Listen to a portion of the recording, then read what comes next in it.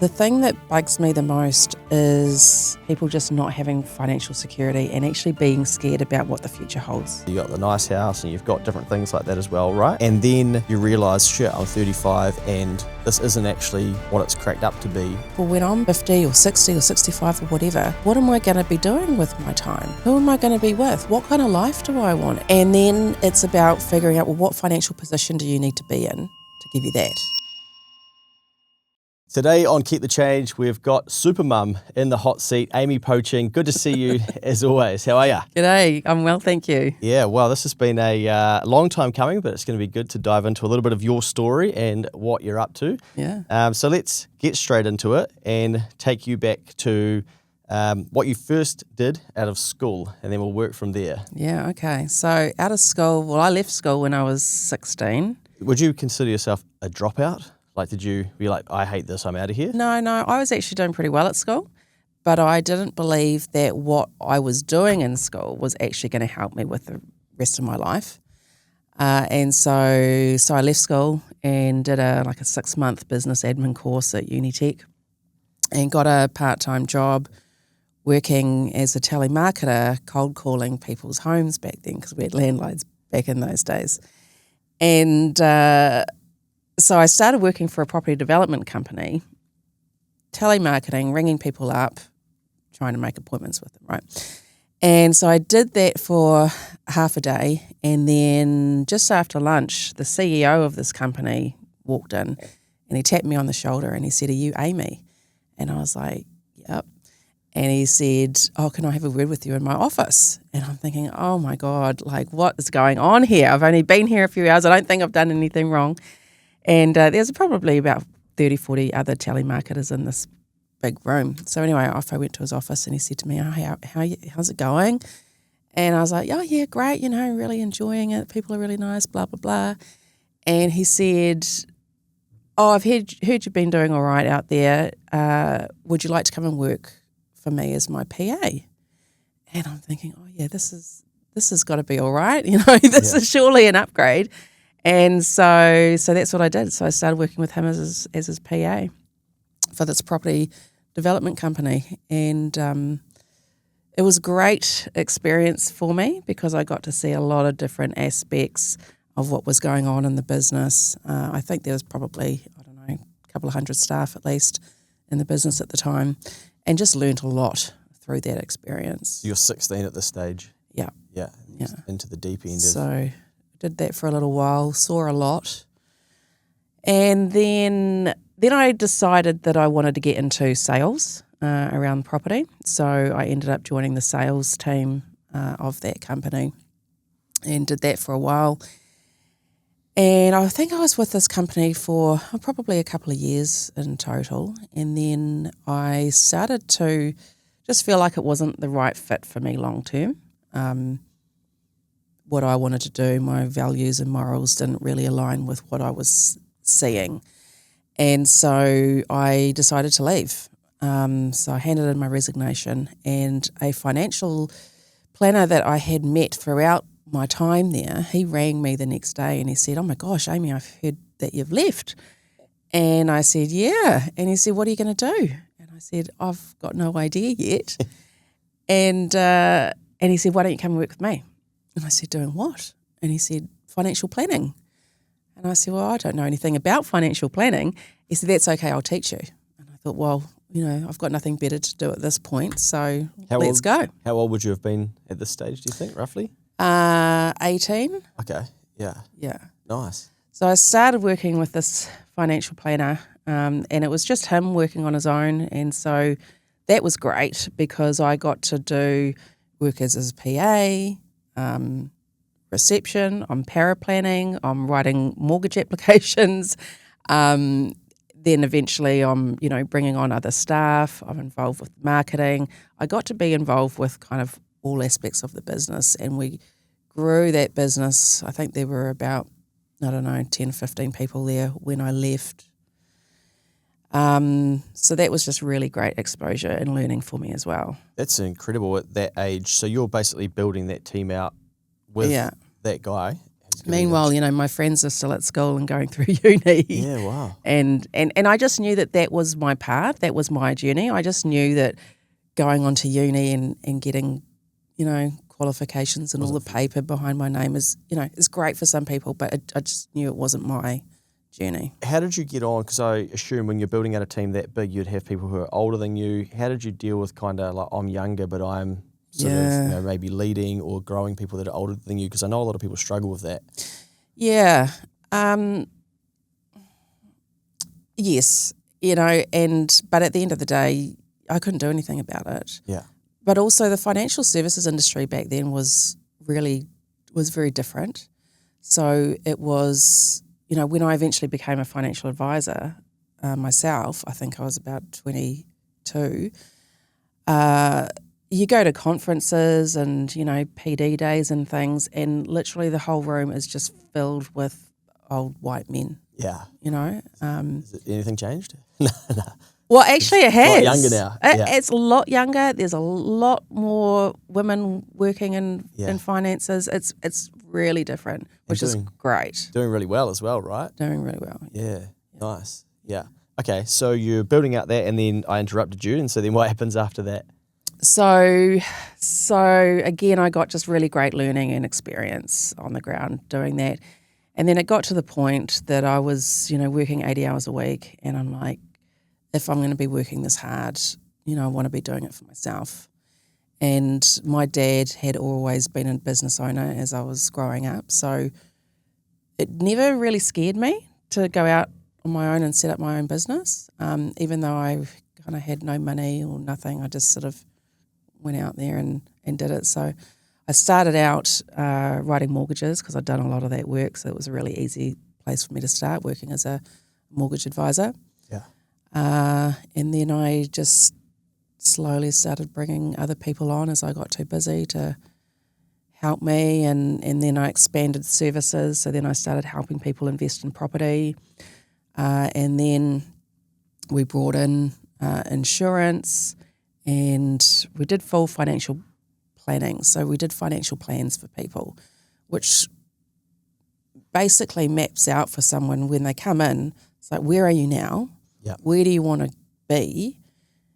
What do we need to do to get you there? Awesome.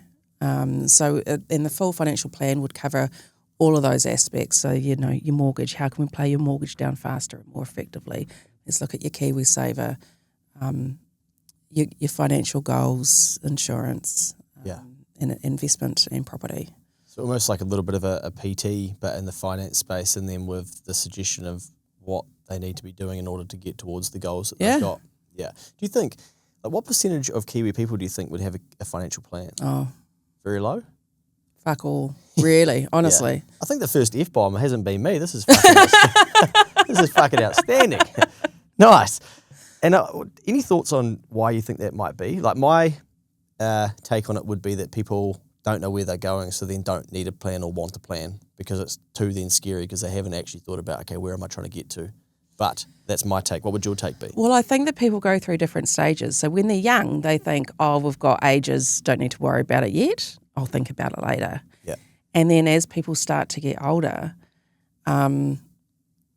it's fear. Like they're scared that somewhere in the back of their mind, they're like, probably should be doing more. I don't know what my life is going to be like. I don't know how I'm going to reach financial independence. I don't know whether I'm going to be able to achieve these financial goals that I have. And they're too scared to face up to whether or not they can do anything about it. Yeah. Like I had a couple a few weeks ago, and this was the most sort of intense case that I've seen probably. But they were referred to me, they were 59 years old, this couple, and they came to me and they said, we're pre-approved to buy an investment property up to $1 million. Can you help us find an investment property? And I said, well, let's take a few steps back and see, firstly, at 59 at your stage in life, being that you do want to be retired at 65, is investment property the right vehicle for you? And let's just take a few steps back and see whether this is right. So we went back and we worked through what they wanted their retirement to look like and what they've got in place right now. And I said to them, look, I'd really like to do a plan with you to map out whether or not you're actually on track or what we need to do to get you on track. And I was met with a lot of hesitancy and I didn't really get it. And so I kept kind of digging. And in the end, she said to me, Amy, honestly, we're scared. We're scared that we're going to reach retirement. We're going to have no money. We're going to live a shit life.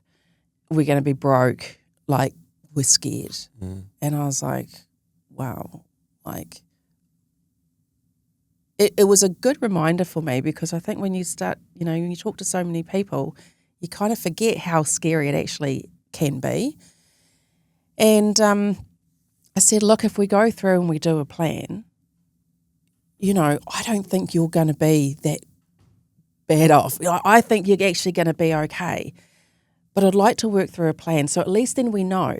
And if you're not on track to where you want to be, we can do something about it. Knowledge is power. We've got the opportunity to do something. That's better than getting to 65 and realising, oh shit, if we had done this 6 years ago, like, we would have been this much better off. So they agreed to do this plan, and I said, look, I'm going to get this done as quickly as I can for you, because I don't want you to, be stressing. And so I start off saying, okay, well, how much is in your KiwiSaver? I don't know. And I was like, oh, well, how are you in KiwiSaver? How much are you contributing? Oh, yeah, we're both contributing 10%, and we have been doing so since KiwiSaver started. And I was like, you've got no idea, like, just roughly what's in your KiwiSaver? No, we don't want to look at it because we don't want to know. We're too scared. And I was like, whoa. So the next morning they went off and got their KiwiSaver balances, came back to me. One of them had like 250 and the other one had 300K in this KiwiSaver.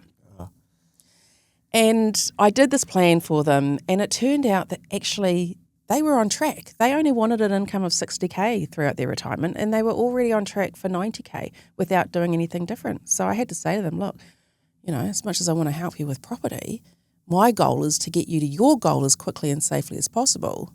And you're already there. So why would we do anything different? And the relief on them, they were just like, oh my gosh, like, thank goodness. They didn't want to buy a property, as it turned out. It was the last thing they wanted to do. And so they were so relieved.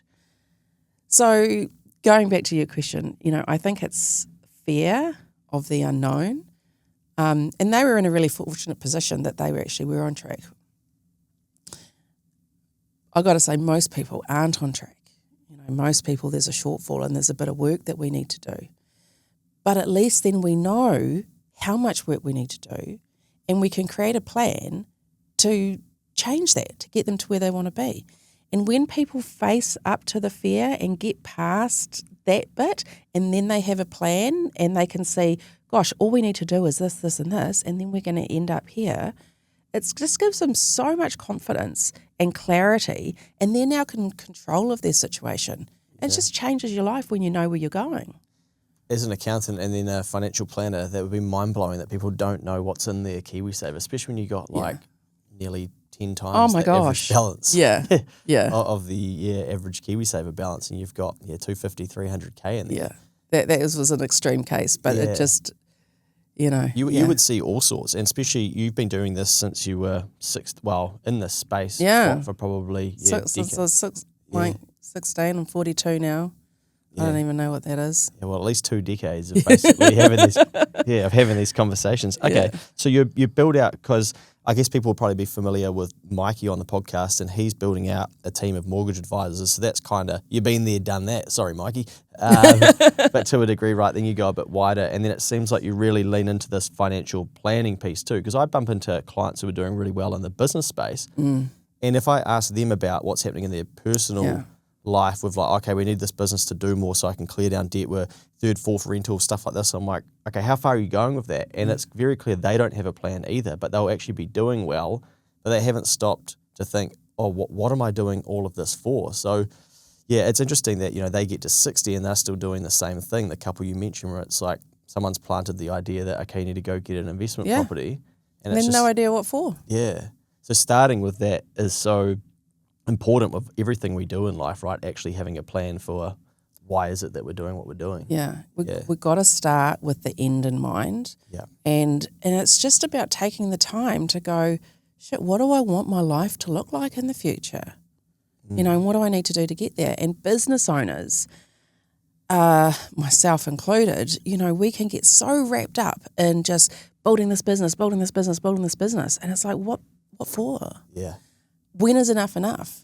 Because how many times do you see business owners that are now really successful, but suddenly they don't think that it's enough. They think they still need to do more.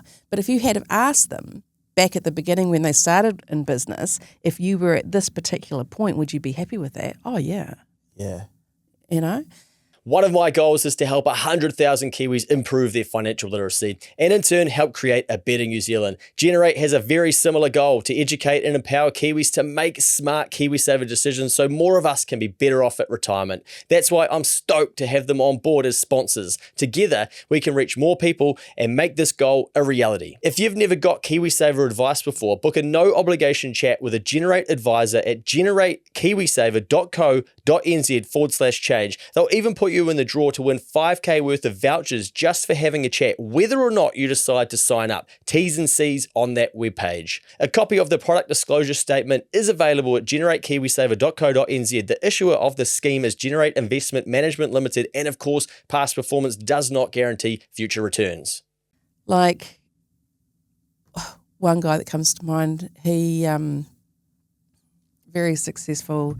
He was like 60 years old, CFO of a big company, had a $6 million freehold home in like Remuera, had $1 million batch and a couple of million in share market, like just, Yeah.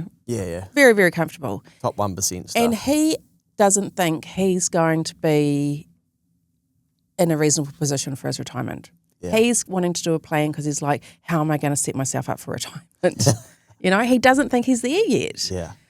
So I think it's really important at the beginning as we start out to have like, where are we trying to get to? And when you get there, great, by all means, move the goalpost if you want to.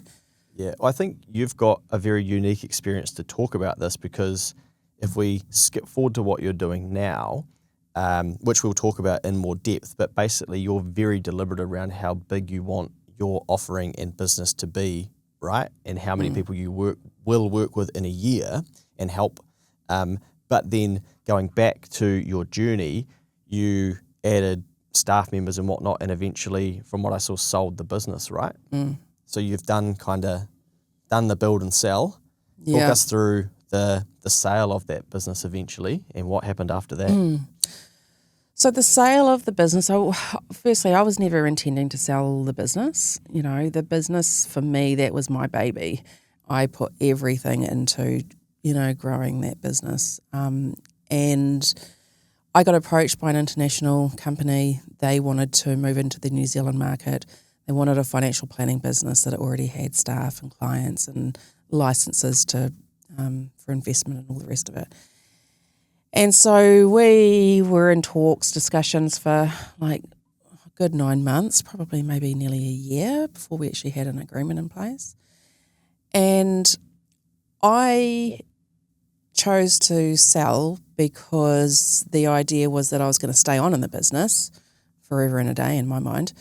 And I was going to expand what we were doing in the Auckland market. I was going to replicate that in other parts of New Zealand, because this was pre-COVID. So now it's very easy to work with people all over the country, but pre-COVID it was like if you wanted to be elsewhere you had to have presence in other areas. So that was the intention, that was the idea, but anyway, it just didn't work out that way. And so when you sold, just before we carry on, when you sold, how many staff did you have? And I had about 15 full-time staff at that point. Wow.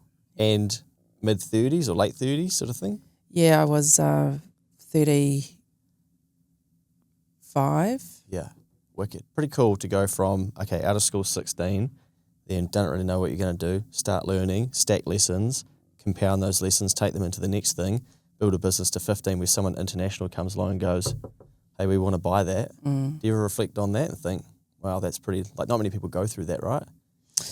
No, probably not. Okay, we derailed you. So someone does want to buy it, okay, and so, take us through a bit more of that. So you sell. So I sold, and then, as I said, it didn't work out. And so I ended up leaving there with a 4-year restraint. So I couldn't work in financial services anymore. A lot of people wouldn't understand what that means. So just when you sell a business, when you talk about a restraint, basically they say, okay, you're not allowed to compete with us, and you sign and go like, okay, I agree for that period. That's part of the deal, right? Yeah. Yeah. So they said, no, we'd rather pay you out. We don't want you floating around the industry. You're not to be working in financial services for the next 4 years. So, you always have a choice, but I didn't feel like I had much of a choice at that point. So anyway, that's what happened. Yeah. And, so I started off, I had a bit of a break. I went on a lot of holidays and You had good coin? took up, I had all right coin. Yeah. And Took up, what were you going to say? Took up drinking or? No, that was way back. Oh, okay. Lots of hobbies, you know, art classes and kite surfing and just trying all these different things to try and, bide my time really. Yeah. Because the thing is that, I've built veggie gardens and just, little hobbies to keep myself amused. But actually, I'm like 35 years old, no partner, no kids. All my friends and family are working. And so, it's actually a pretty lonely place to be. And I can kind of look back now and see it for what it was. But at the time, I was really confused. Like, I didn't know. On one hand, I was kind of excited about, the things that I was able to do financially. And then on the other hand, I was like, what am I doing? What's the purpose of my life? Like, what am I even here for? Like, all I'd ever known is Amy, the financial advisor, Amy, the business owner. That's all I'd ever done. I didn't really have anything outside of that. And so now I've lost all of that. And it's like, what's it all for? So having that break, having that extra time on my hands. So then I go and, accidentally get pregnant and have twin boys. Just casually. Because, boys. Wow. You don't do things by halves, do you? Well, that Clearly. Yeah. So you're a solo mother now with twin boys? Mm-hmm. Yeah. Yeah. Wow. Good times, yeah. How old are the boys? They are nearly 2 and 9 months. Yeah. Mm-hmm. Yeah, well, I guess I don't need to ask the different ages because they're twins, so cheers, Dickie. Wow. So 2 under 3. Yeah. He's on your own. Yeah. Figuring out what life is as well. Figuring out life, figuring out, But the thing, of all the, I feel like I've done a bit in my life, right? And of all the things, they are my biggest challenge. Yeah. And they are also my greatest joy. And, and it suddenly, it's like, this is what my life is for, to have these 2 beautiful things that just drive me nuts, from 5 a.m. till 8 p.m. every day. Yeah. But anyway, so now I've gone back into business again, and because I've had some space and experience and I've learned a few things, it means that I can do it differently this time, probably with a bit more purpose and mindfulness around what I actually want the business to do, which is, and hopefully it will be easier this time. Nice. Because I learned so much ups and downs the first time. So this time you're not trying to build a big beast. You are, from what I've seen, trying to find the right people who need your help, your expertise, and good people making good decisions, and they can carry on from there. So talk us through a bit more about what it is that you're now focusing on doing. So now my focus is very much on helping just everyday people create financial security for their future. Like, it's kind of that simple. I enjoy working with, just normal hardworking people that want to get ahead, kind of don't know how to do it, because that was the way that I was brought up. I think people's relationship with money is always very interesting, and a lot of it stems from what their childhood was like, in terms of their relationship with money. And there were parts of my childhood where we had an abundance of money, and there were parts of my childhood where we had no money, and seeing just the different effect that had on the way that you can live life, how comfortable you are, and also just the, like, you know, with relationships. Money is the cause of a lot of stress in relationships as well. So the thing that, now that I've had a lot of time to sort of just reflect on things, the thing that bugs me the most is people just not having financial security and actually being scared about what the future holds for them. So I really now want to work with people who just are prepared to just sort of face up to where they're at, and I want to help them get them to where they want to be. And I use property as my main vehicle to do that. And the reason that I use property is because for most everyday people, they don't have a whole lot of money sitting in the bank that they can, you know, set up investment portfolios. But they might have some equity in their home, and they might have a little bit of surplus cash flow at the end of each week that they can invest for the long term to help build some security. Yeah. Yeah. So it must start with a plan, though, because if you were just incentivized to basically get them another property, that 59-year-old couple, you probably would have gone to, yep, you guys can lend, let's go find you another investment property, right? Yeah. Yeah, so the property is just actually, it's not even about the property. The property is just this tiny bit at the end that we touch on. So it's about, you know, again, looking, where are you now? Where do you want to be? What have we got going on in your life? What goals do you want to accomplish along the way? And getting really clear on what their why is, you know, and surprisingly, you know, when I sit down with people and I say to them, you know, what do you work, you know, people come to me all the time and they say, we want to invest in property. Okay, great. What do we need this property to do for you? Go up in value? You know, make some money over time. Okay, great. And what do you want to make money for? You know, what is it that you want your life to look like? So, and most people don't know. So to start with, we're just taking it right back and really thinking about, gosh, well, when I'm 50 or 60 or 65 or whatever, what am I going to be doing with my time at that point? Who am I going to be with? What kind of life do I want? Do I want to be out traveling the world? Do I want to be pottering around in the garden? Like, what do you want? And then it's about figuring out, well, what financial position do you need to be in to give you that? And then we just work backwards as to how we get there. Nice. Yeah. And that planning side of things, how long does it take for you to get that out of somebody? Because I'd imagine if they don't really know, like that could be the hardest piece. It is. Yeah. Yeah. So, you know, the first, maybe an hour and a half sometimes, just to get really clear on what our goals are and what we want to achieve. Yeah. So that's the first piece. That's the first meeting that I'll have with someone. And then once I've got all their data and we know what we're trying to achieve, then I will go away and put together a full strategy plan for them. Yeah. And so that's about 4 hours that goes into kind of building that out, depending on the complexity. And then I'll sit down with them and I'll go, look, here's your strategy plan. This is how we're going to do things. This is how we're going to get you to where you want to be as quickly and safely as possible. And so then if they decide that property is the option, then what do you do from there? Because I'd imagine there's a lot of people listening or they are kind of at that, okay, we've got equity in our property, or even like we've built up some cash reserves, but we're scared. And I see it all the time of people messaging where it's like they don't know what that next step is. So obviously the plan is the point one, and then that gets people thinking, and then they find their solutions. So then you deal with the property people. What happens next for those people?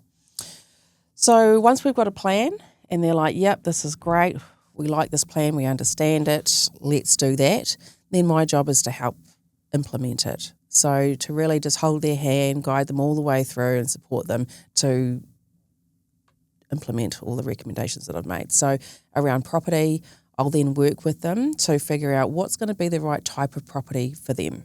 Because, you know, for most people, their first experience in buying property was when they bought their home. And so when you buy your home based on you like the look of it, it's in an area close to your work and your friends and family or where your kids go to school, the layout of the house works for you and your family, you like the colour of the carpet, all these sorts of things. Now, when you go to buy an investment property, you're thinking about what new infrastructure and development's going into an area that's going to create capital growth, what's, the likely rental yields, what are the demographics of the people that are living in here, all these other things around looking at it just purely as an investment. It doesn't matter about the property, it's just, is it solid and do the numbers work for you? So we figure all that out, work out what's going to be best for that client. Because just because the bank's approved them for $1 million doesn't mean we should be spending $1 million on property. Yeah. And I see that all the time. That's, we've got, banks say we can do 850. It's like, okay, well, let's see what we actually should be doing here. So how much should we spend? What's the cash flow going to look like? And are we focused on capital growth or yield? Because there is a trade-off between the two. So most people sit kind of somewhere in the middle. They're wanting capital growth, but they need enough income just to support it along the way. So just kind of figuring out where they sit, in on that spectrum and identifying what the ideal investment property looks like for them. Once we have identified that, then I will go out and I'll find that property. So that's your job. You've got to go find it. Yep. Yeah. Yep. So I get to sit back and be like, yeah, I'm not doing that shit. I wouldn't know. I'm not doing open homes. Yeah. Yeah. So I'll go and find that property. I'll take it back to them. I'll say, look, here it is. This is why.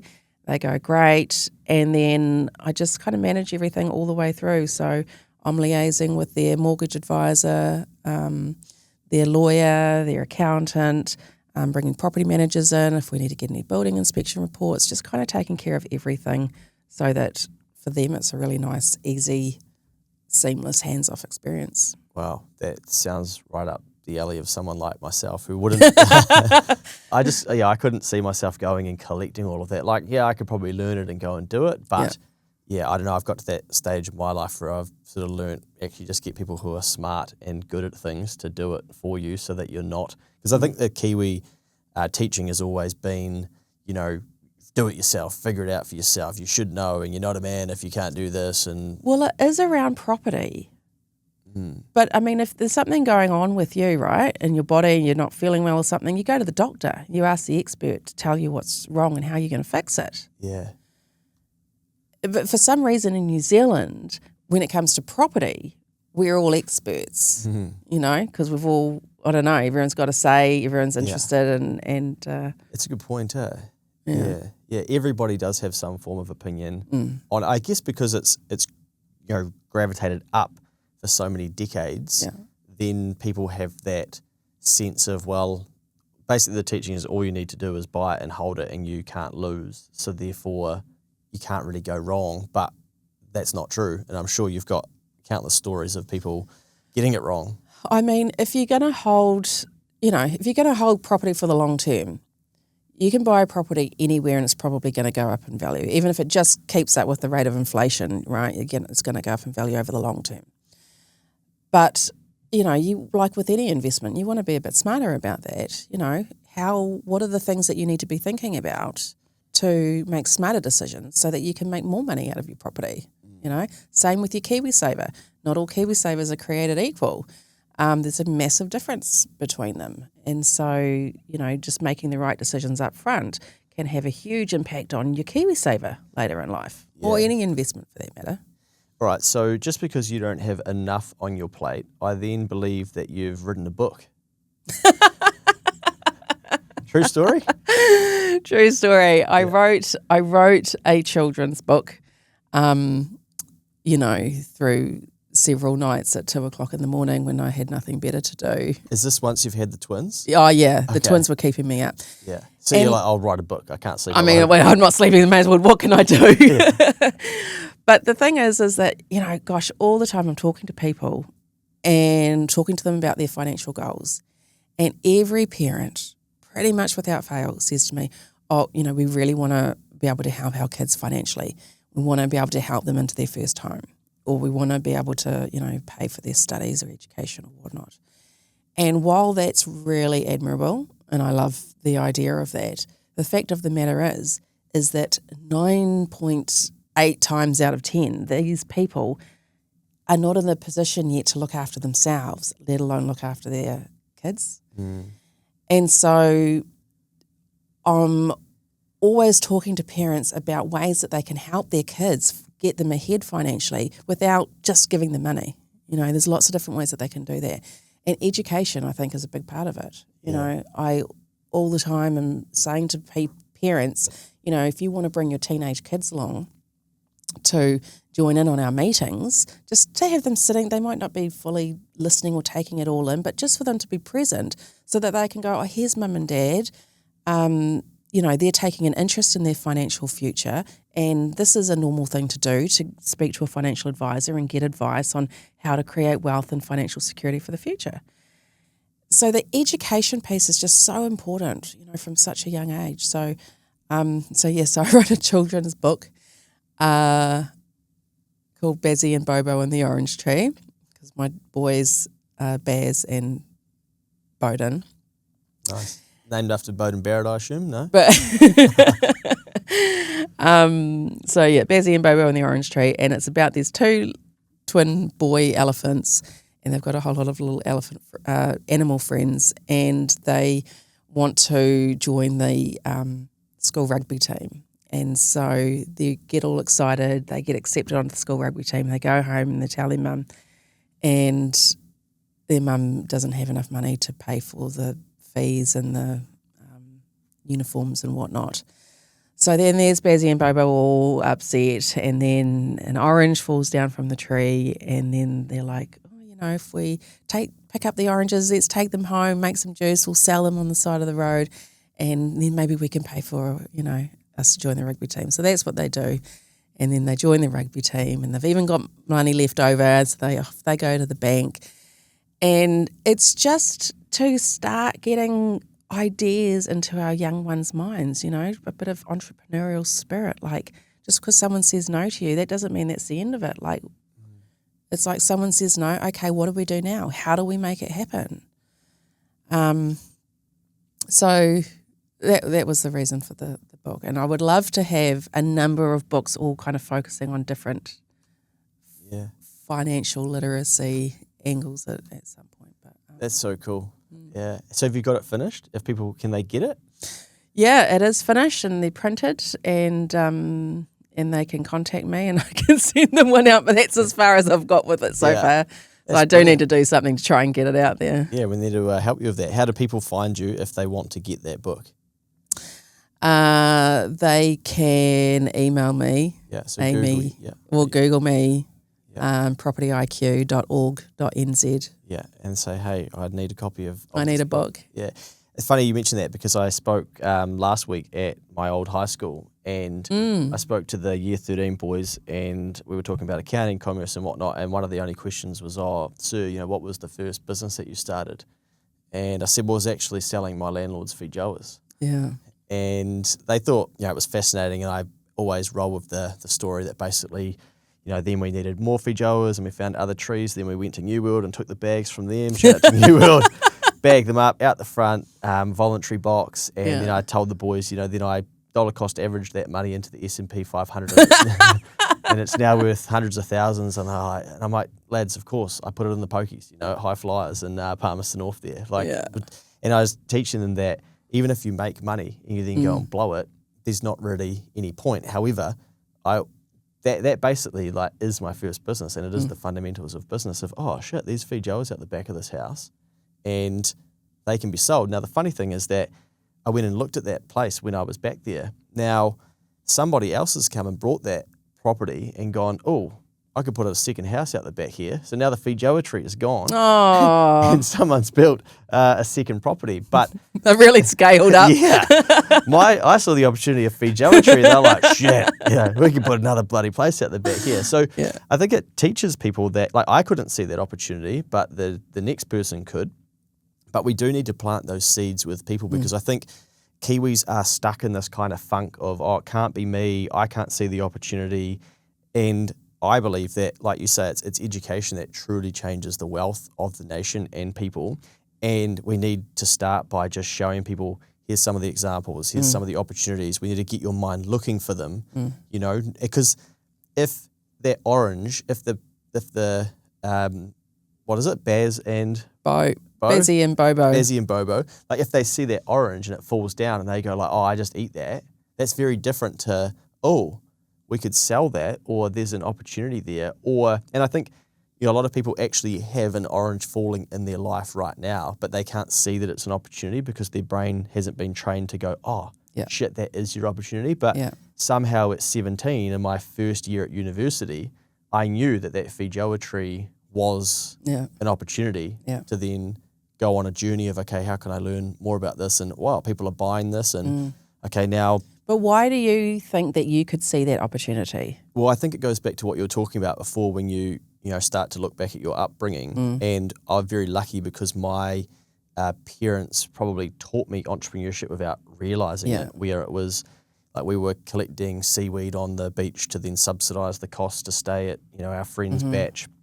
And now I'm like, I don't even know if that exists where you sell seaweed to somebody and they dry it out, or, you know, it would be like, we have to pull over. There's like heaps of pine cones on the side of the road. We've got the things in the boot just in case there were, and like, okay, that might be $8. Yeah. And even, you know, mum now, or when I spent some time with her last weekend, like she's still looking for little ways to hustle. Yeah. And I think that comes from her, you know, being a solo mother at a stage and going, fuck, I still need to feed these kids. And like, what am I going to do? And I think a lot of us, like, life's become so comfortable that we haven't had our back against the wall to go, oh shit, no one actually cares.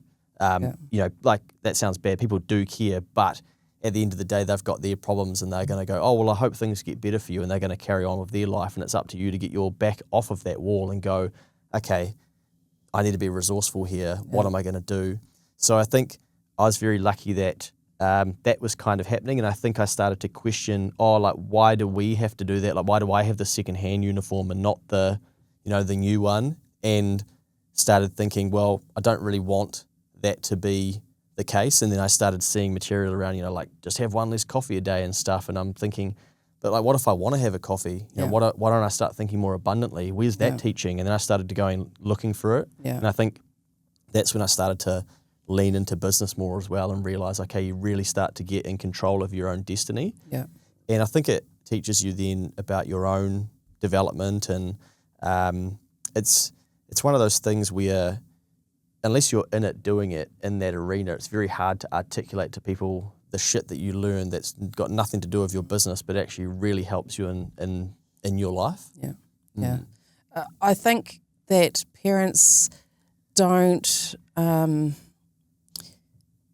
the exposure that we have as children to just money concepts, entrepreneurship, that stuff, you know, people take that on to the rest of their lives, you know. You seeing your mum doing those things now instilled in you, well, this is a normal thing to do, you know. For me, like, I bought my first investment property when I was 18, and my mum and dad had bought a number of investment properties as I was growing up. And so I'd seen that, and they talked a lot about that. And my dad had always instilled in me, you know, you work and you save, and as soon as you can buy a property, you buy a property, and then you buy as many properties as you can. And so this was just this is just the way that I thought. Yeah. And so when I bought my first property, I was not scared. There was nothing, it was just very normal for me. But then I look at, you know, friends and other people, and because it's not a conversation that they'd had with their parents. My parents never gave me any money to get me ahead at all, but they did give me a lot of learning, and they did give me a lot of education. Yeah. And that's what I always am trying to talk to parents about. Like, education is just so powerful. Like, just expose your children to things. Like, talk to them about, you know, how your household budget is going. Like, I think a lot of parents try to protect their children by sheltering them from money, but it's not actually going to help them for the long term. They should be sharing, you know, financial ups and downs with their kids. Yeah, it's funny because I had mum staying last year, and I was telling her about all the stuff that I was doing and working on and hiring, and she's like, how are you going to pay for all of that? I'm like, well, mum, like, that's my job and my responsibility to figure that out. Yeah. Like, oh shit, like, that's quite a lot of money. And I'm like, I know. I'm like, but this is the game I've chosen to play, so I have to figure it out. And I'm like, guess what? Like, no one fucking cares if I get it wrong. Yeah. You know, everyone's gonna be like, oh, you're clearly not very good at it. You know, but it's a responsibility that you do take on. And yeah, I think that is really important to have more of those conversations because, yeah, people do, like if people don't, because I think I'm now being very deliberate with my words because I analyze social media a lot to see narratives and then how many people like comments and stuff. And I think if we go around telling people to work harder, which you and I know what that means because we've done it inside a vehicle where there's a lot of upside, but the everyday person who's not in a vehicle with upside, they are like, don't fucking tell me to work hard because that doesn't work anymore. So as an example, if you do that in a job and it's like, okay, you work hard, that probably means doing some more hours. You're probably going to get overtime, great. You're going to still lose a third to tax, etc. But maybe the property market's running away for you, or it just doesn't feel like you're getting further ahead fast enough. But if you're doing that in, if you say you're flipping property, then you know, okay, well, like the harder I work, the sooner it's going to be finished, the sooner it gets to market, the better job that I do, the more I can get for the effort that I put in. And I think that a lot of people are still telling people to work harder, and you haven't used those words, but I think what they're trying to say is, and what we're trying to say through education is, no, we need to teach people how to work smarter, but that's kind of boring and unfashionable and sort of, oh, that's just a saying. But we're trying to teach people, oh, you need to understand how the whole thing works, and then how do we add more value? So, how do we take that orange and turn that into a revenue stream or the fijoa? And then you take those lessons and then they compound into the next thing, much like yourself. You start at 16 and you go, okay, I learned some stuff here. Maybe I want to play over there. This doesn't really align with me anymore.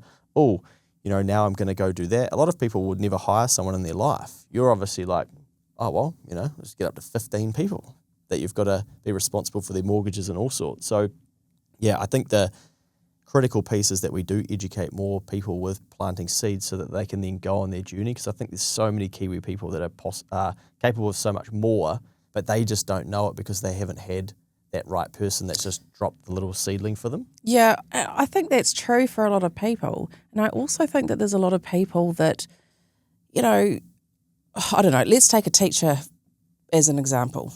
And maybe they're earning, I don't know what they earn, 90 grand a year. Now they are teaching all day, every day, and maybe they have a family, and so they don't really have any additional time. And then they've got sports and whatnot on the weekend. They don't have any additional time to be doing a side hustle. So their income is capped at that. And so for those people, it doesn't mean that they can work harder in a different way. So for example, I was speaking to a couple yesterday down in Wellington, and they're both social workers, and they are 50, they were also 59, 58 and 59, want to retire at 65, still got a home mortgage. And I said to them, we looked at how much they're spending, and I said to them, do you reckon you could cut down your spending by 12 grand a year? And they were like, we could, yeah. And I said, well, let's have a look at this. So we chucked into the software, and if they spent $12,000 a year less and had that surplus going into their mortgage, it meant that when they turned 65, instead of having a $397,000 mortgage, their mortgage was going to be $122,000. Wow. Massive. Massive. And they were like, wow, now they have a motivation to spend $12,000 a year less. But without knowing for their particular situation, I mean, I think everyone knows, if we pay more into our mortgage, obviously we're going to pay it off soon and we're going to save some money. But it's not until people see it related to their own position that they're like, light bulb. Right, yeah, okay, got this. That's the motivation that they need. And so that's just changed the world and their outlook, because they thought that they were going to have to sell the family home that their kids grew up on, and they didn't want to do that. So some people have the ability to work harder and earn more money, and some people actually don't have time. They're looking after, they're working, and then they're looking after older family members and whatever. But they can still work harder in a different way. by focusing on their budget and spending a little bit less. They're still going to have a good life with, Yeah. Yeah, I love that. I reckon that once people do something like that or they get a little bit of progress, then it unlocks a new chapter and they realise, oh shit, maybe we do go stay with our friends over a long weekend and we Airbnb our place out or whatever. And then all of a sudden there's another grand and it's like, what does the grand do to, oh shit, that shaves another 2 months off of the mortgage. Starts opening up their eyes to bigger, more possibilities. So that's why I don't, although I agree with don't tell people just to work harder, and I get that, I also think that's very dangerous if we just then be like, okay, well, you're fucked. It's not going to work for you. You've got no options. Like, good luck for your life. And no, hey, that's not an option. No. And I think if you do think that if you've got no options at all, then you have to know who your KiwiSaver's with, whether it's completely, in the right risk profile, and because you've got to get everything that you do have working for you. If you believe that you're not the lever anymore, so KiwiSaver, debt, what debts do you have? Because then you're basically saying, well, I've let my income be used against me. So you've got to pay the debt dealers every week, whether that's mortgage, credit cards, etc. You've got to get, you're saying, I don't have an option to work harder. Well, you let someone come in and lend you money and start to erode what it is that you do have. So you've got to sort that out. And then outgoings, like you say. And I reckon just doing that alone, people will then get enough momentum to be progressing forward faster. They'll probably get out of the mindset of, working hard doesn't work. Yeah. Yeah. I want to touch on two things because I think, like I said before, you're in a unique position to talk to these things where a lot of people don't. You worked your face off and you do, but you probably do 2 decades work in 15 years, right? Oh, probably even more. Yeah. So you might do 25 years of work in 15 years and then you sell. And I think you had all the toys too. You got the nice house and you've got different things like that as well, right? Yeah. And then you realise, shit, I'm 35 and this isn't actually what it's cracked up to be. Or I guess the dream for a lot of people is retire and don't have to work and do nothing. But you can actually talk to what that's like to be in that position where it's like, okay, what am I actually going to do each day? It's funny because I have these conversations with clients all the time, and I always try to prepare clients for retirement, not just financially, but also emotionally, because it's a really big change from, going to work, having these people around you, having a purpose, being in a routine, and then all of a sudden, you retire and you don't have any of that anymore. So I'm always trying to kind of coach people to, as you get there, you want to take up some other hobbies and things too, because I see people transition into retirement and it's actually a big deal for people. So I've always been having these conversations with other people, and then suddenly it was like I got to the point where I had like a mini retirement in the middle of my life. And I'm telling all these other people to do all these things, and I get there and I'm like, I've got nothing. I've got no routine. What am I going to do with my time? And then you start to just feel really lost. Yeah. So what was your question? So I think you've kind of answered it a little bit. So structure and things like that. Yeah. Do you think we underestimate how important those things are until we're actually in the position where we don't have any of that and realise, what's going on here? Yeah, I mean, this is what I learned for myself anyway, is that as humans, I believe now that we are supposed to have a routine. We're supposed to have structure in our life. We've got to have meaning and we've got to have purpose, because otherwise what the fuck is it all for? What's it for, And your health is so important. You've got to look after your health, because if you don't have your health, you've got nothing. Yeah. Nothing. And on that was my second point. I've heard you mention before around burnout, and I didn't get to that in going through your story. What did that look like for you, and sort of when was that, and any advice or insights to that for people? I think, so just, a bit about my story, I suppose. So my 30th birthday, my sister took me to Mexico for a holiday, and then while I was over there, I got really sick. And then when we came back, I just never really got better. And luckily I had health insurance, so I think insurance, everyone needs some level of insurance. And I, had all these tests, would have cost me about 30 grand to have all these tests back then if I didn't have my insurance. Anyway, and they're like, no, can't find anything wrong. And then it turned out that they diagnosed me with what's known as chronic fatigue syndrome. And I was just getting worse over this period of time. I was bedbound for, I don't even know, like maybe a year or something. And it was, when I think back to it now, I think, was the fact that I was working so damn hard. Did it contribute to it? Maybe, maybe not. Certainly didn't help. And I see people now who are really just putting everything into their careers, and they're like, for some reason, I think that it's for a lot of people in the Kiwi psyche that, to be successful, you've got to be working really hard. You've got to be working really long hours. You've got to be, doing this, doing that and the other. And I still, to this day, I can't sit still. Like, I feel really bad if I, was to stop working through the day and, take myself out to the cafe for lunch and muck around for a couple of hours. I feel so bad about that. Yeah. Because you feel like you should be doing something. So I see all these people and they're like, and I often say to them, you got to be careful because you can't keep running like that for your whole life, Yeah. At some point it's going to hit you in some way, shape or another. And, I think that, at some point it catches up with you, right?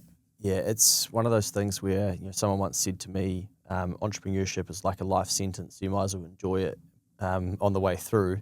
And also, it'll never be finished. So even when you die, the project won't be finished. You'll die in the middle of a project. And I think even just learning that, I'm like, it's like a freeing thing, because I posted something yesterday where I was having a little bit of Luke time. I go down to the cafe, and for me, getting more financially secure was about being able to afford to go to that cafe. And that still feels really special to me, to be like, fuck yeah, I can afford this and it's $30. And I'm not like, oh, you shouldn't be doing that. You probably could have put that into the market or something.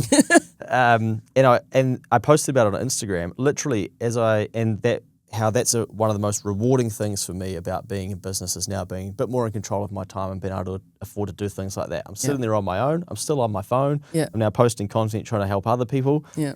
And then the phone rings, an unknown number, literally as I hit send, and I'm like, fuck, and now I want to eat this food. But do I answer it? Is it a lead? If I don't answer it, did they go to another accountant? Who is it? What do they want? I'm like, oh. And I'm like, don't answer it. And so I had to tell myself, no, don't answer it. And I just thought it was funny that literally at that moment of being like, there's so many choices. Yeah, you're so in control of your time. It's so great as a business owner. Then I'm like, no, you're not.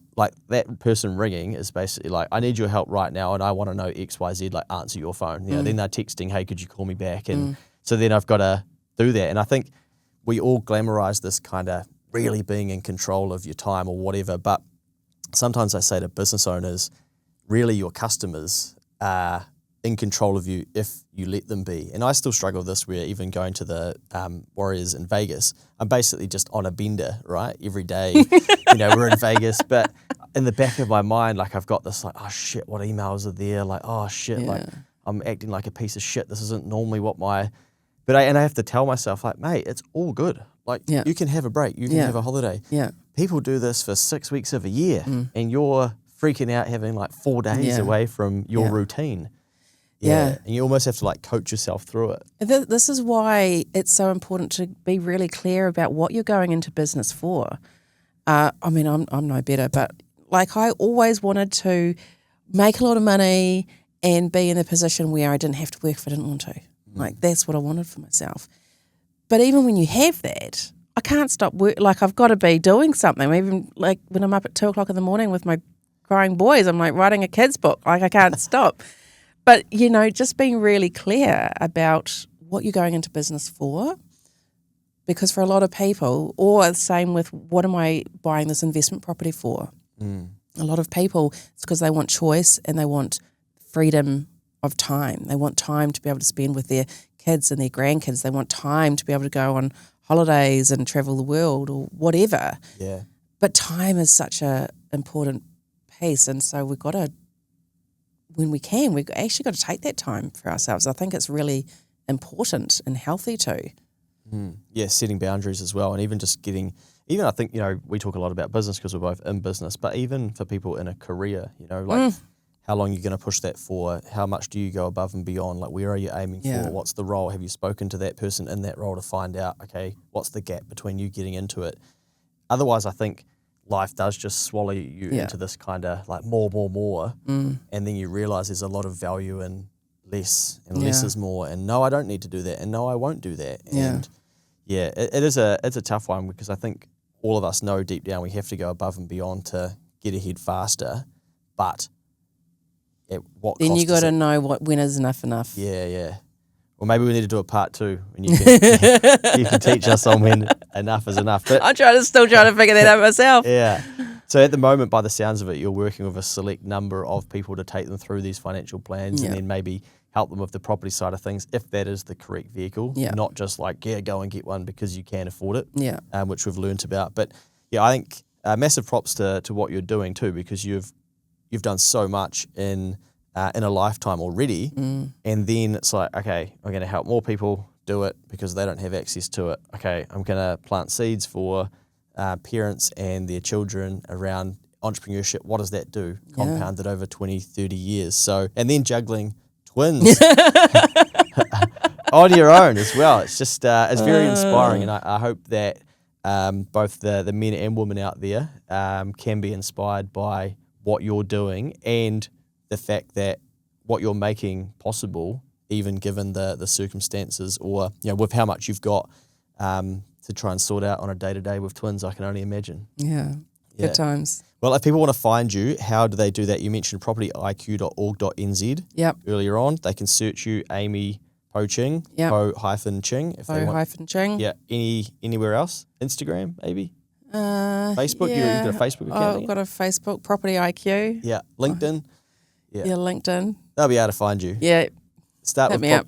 propertyiq.org.nz. Well, thank you for coming in and making some time in your busy life. Been good fun. Yeah, writing books and helping people sort their financial futures out. The last thing that I'll leave people with is, I think, to summarize your business so succinctly, I heard you say once that financial stress sucks. So you don't want people to be in that, so you try and help them avoid that. Yeah.